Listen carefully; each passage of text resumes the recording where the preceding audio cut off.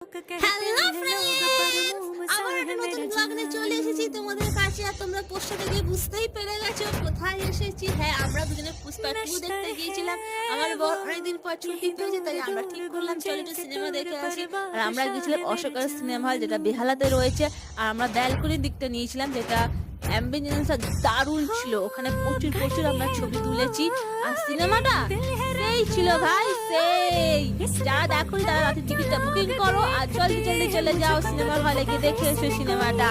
আর যা তোমরা আমার চ্যানেলটা এখনো সাবস্ক্রাইব করোনি, প্লিজ সাবস্ক্রাইব করো আর প্রচুর প্রচুর তোমাদের বন্ধুদের কাছে শেয়ার করে দাও। আর সিনেমা দেখার পর কিন্তু আমরা বাইরে